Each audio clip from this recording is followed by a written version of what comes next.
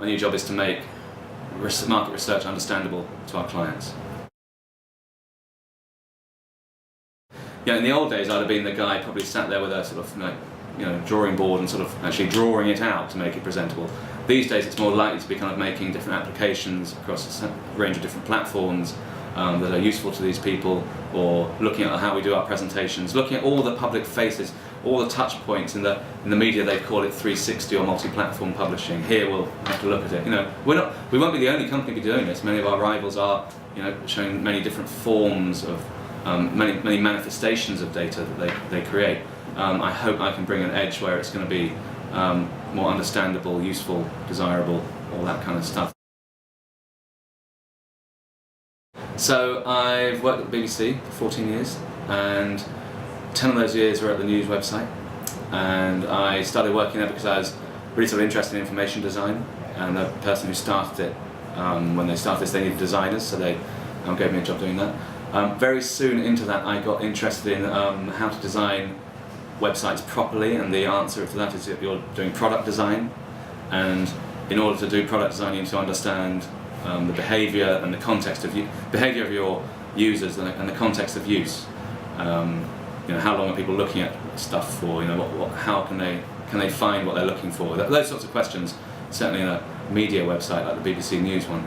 And the way we solve that would be by typically usability testing or different sorts of product design research. And so that kind of got me interested in the whole idea of including users or audience or whatever you call them.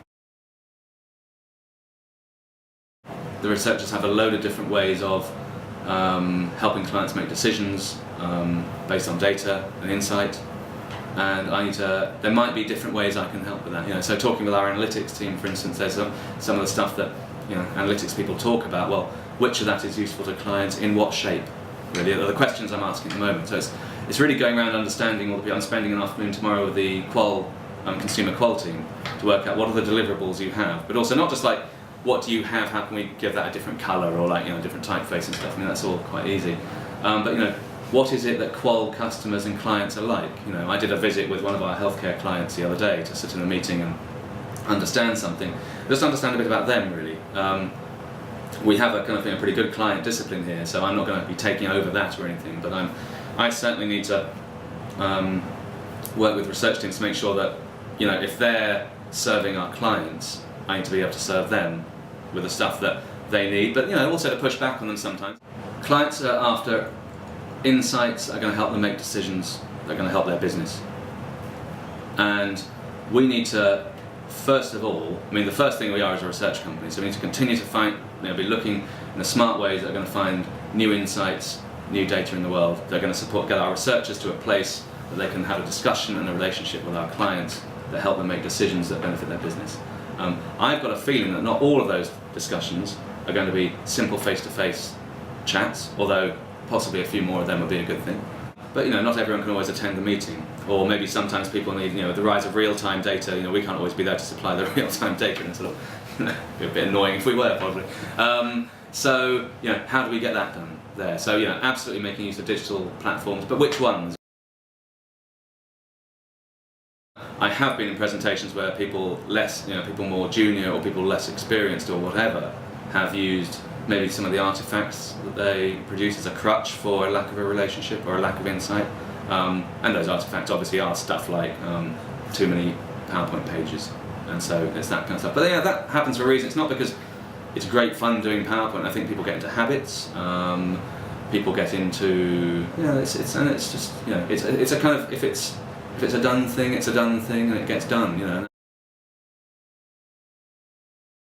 It's easier to do because there's more raw materials in the world now. There's more data that's easy to pipe into something. I think people like to look at stuff that kind of teaches them something and that has some integrity, and I think that's why people give it the time of day, because something will seem to be about something. I think lots of it doesn't support on content or doesn't actually support on helping people understand anything.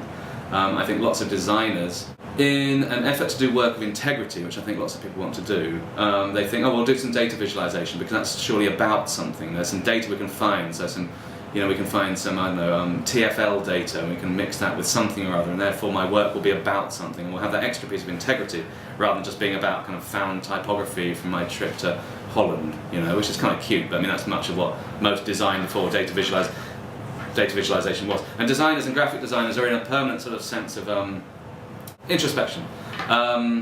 About kind of what do we do, is what we do important enough, because their design is actually an act of communicating for others, you know, from its beginnings as commercial art. And I think lots of designers have a bit of a trip about doing the bidding of others for their day job, whereas actually it's quite a noble thing to do. There's a lot of that.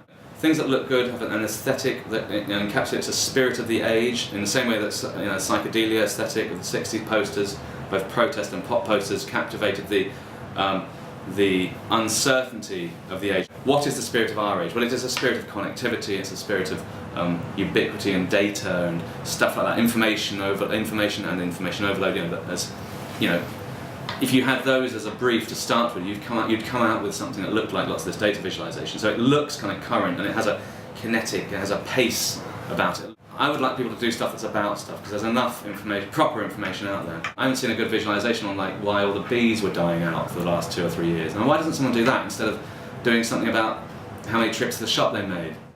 So you think people are playing with it because they can? Well, you know, because it's, you know, it makes them money or gets them into parties, or it's sort of fun, or people look at their blog, you know. I mean, and they're all decent reasons for doing stuff.